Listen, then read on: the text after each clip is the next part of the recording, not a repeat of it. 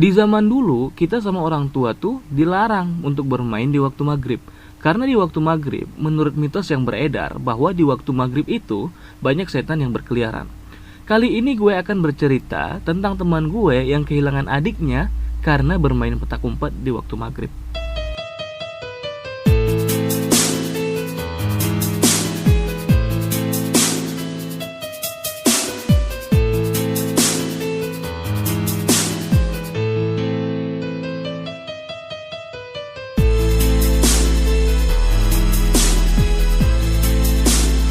Teman gue ini kita sebut saja namanya Anton dan adiknya Dio.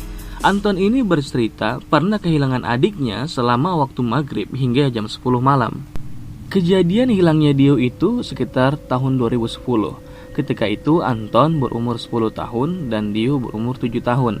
Ya, berjarak 3 tahun lah mereka.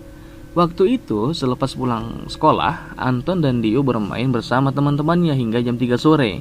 Setelah itu mereka tidur siang hingga jam 5 sore. Nah, ketika si Anton bangun, dia melihat keadaan rumahnya itu kosong. Hanya Anton dan si Dio saja di rumah. Nah, rumah mereka itu berada di sebuah gang dekat pinggir sungai. Jadi agak ke dalam gitu, tapi mudah diakses untuk ke dalam. Terus 5 meter dari dapur rumah mereka tuh ada pohon bambu yang lumayan gede dan rindang. Pas di bawah pohon bambu itu ada sungai, jadi bersebelahan sama sungai gitu. Nggak berapa lama mama mereka tuh pulang dari belanja untuk keperluan makan malam. Mamanya itu bilang, udah hendak mandi, udah sore, ntar papa pulang kerja tinggal main sama papa. Ya, mereka pun pergi mandi dan mama mereka itu masak untuk makan malam. Singkat cerita, waktu pun mulai menjelang maghrib. Ya, di sini sekitar jam 6 gitu sudah mulai ngaji lah di masjid. Si Anton dan Dio ini lagi duduk di ruang TV nonton untuk nunggu maghrib tiba. Dan mama mereka itu lagi di kamar ngerjain sesuatu. Karena merasa bosan, si Anton ini bilang sama adiknya, "Dio, kita main petak umpet yuk." Ya, yang namanya juga bocah, si Dio ini manggut-manggut aja, ikut apa yang dibilang abangnya. Awalnya mereka itu bermain di ruang TV hingga ke ruang tamu. Rumah mereka ini dibilang kecil juga enggak, dibilang besar juga enggak. Ya, sedang lah kalau kita lihat. Jadi kalau untuk bermain untuk 2 orang aja mungkin cukup lah untuk 2 orang anak.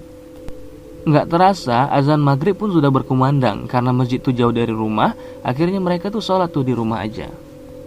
Tapi karena keasikan main, mereka tuh lupa waktu tuh, yang pada akhirnya ditegur oleh mama mereka. Udah maghrib kok main-main, udah pergi sholat gih, kata mama sembari ngambil wudhu dan segera pergi sholat.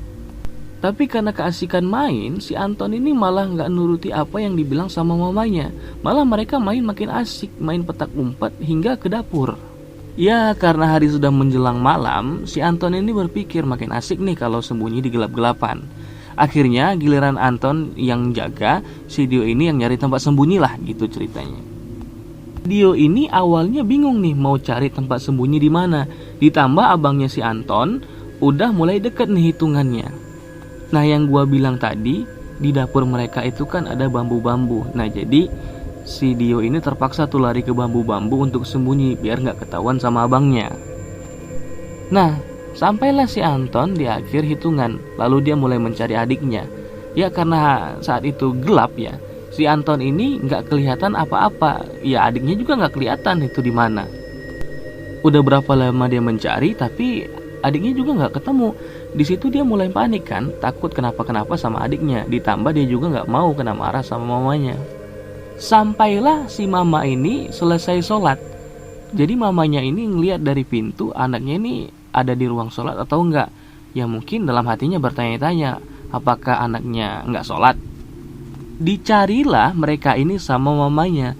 Di ruang tamu nggak ada, di ruang TV juga nggak ada. Akhirnya ketemulah si Anton ini sama mamanya di dapur. Di situ mamanya kaget kan, loh si Anton ini kok di sini, dan mukanya juga panik. Dan tambah lagi mamanya tuh nanya, di mana adiknya?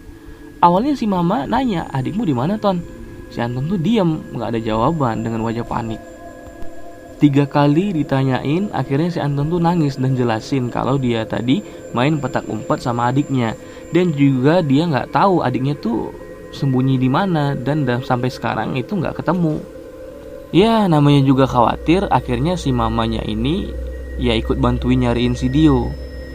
Ya sambil neriakin namanya, sampailah sekitar jam 7 malam, tapi si Dio juga ini nggak ketemu. Mulailah panik si Anton dan juga mamanya. Nah di situ mamanya nelpon suaminya dan bilang kalau si Dio ini hilang main petak umpet saat maghrib tadi. Ya akhirnya suaminya ini buru-buru pulang kan. Setelah sampai di rumah, di situ juga suaminya atau papanya Anton dan Dio ini ikutan nyari. Sampailah 1 jam pencarian, tepatnya jam 8. Si Dio ini juga belum ketemu. Akhirnya mereka tuh makin panik kan, ditambah dengan penjelasannya si Anton. Ya karena lelah mencari, papanya si Anton ini berinisiatif untuk mencari si Dio ke rumah warga terdekat yang mungkin ada di situ gitu ya. Tapi ya sama aja nggak ada hasilnya. Iya karena kasihan, ada beberapa warga yang mencoba untuk membantu. Karena juga belum ketemu titik terangnya, ada yang nyaranin tuh untuk manggil orang pintar. Sesampainya di rumah dan mendengar penjelasan si Anton, orang pintarnya langsung menuju pohon bambu yang berada di dekat sungai itu. Nah di situ orang pintar ini ngejelasin kalau si Dio ini sebenarnya disembunyikan oleh sosok Wewe Gombel yang berada di pohon bambuan itu. Mulailah si orang pintar ini melakukan aji-ajian kayak bakar menyan untuk mengeluarkan si Dio ini. Namun apa yang dilakukan orang pintar ini malah sia-sia dan malah membuat si Dio ini makin terperosok ke dalam. Akhirnya orang pintar ini nyerah karena nggak sanggup menghadapi sosok tersebut. Iya kembali lagi karena naluri seorang ibu itu kuat untuk menyelamatkan anaknya. Mamanya ini teringat ada seorang ustadz di kampungnya yang cukup mengerti hal-hal yang seperti itu, yang hal-hal gaib. Akhirnya ia menyuruh suaminya untuk menjemput ustadz yang dimaksud. Nah sampailah waktu itu sekitar jam 9.30. Saat itu ustadz sudah berada di rumah mereka. Setelah dijelasin oleh orang tua Anton, si ustadz ini meminta tolong untuk mengambilkan sebotol air untuk dibacain beberapa ayat Al-Quran yang lalu disiram di sekeliling pohon bambu. Mulailah si ustadz ini membaca beberapa ayat Al-Quran, ya mungkin cukup lama ya, sekitar hampir 30 menitan. Nah terus ditambah lagi ustadz ini mengumandangkan azan. Dan benar saja tiba-tiba pohon bambu itu bergerak dan tiba-tiba keluarlah si Dio dengan tatapan kosong.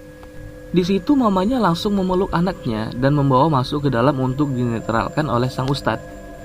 Setelah mulai sadar, si mamanya ini nanya, "Kamu kenapa nak? Kamu kemana aja?" Nah, si Dio ini cerita.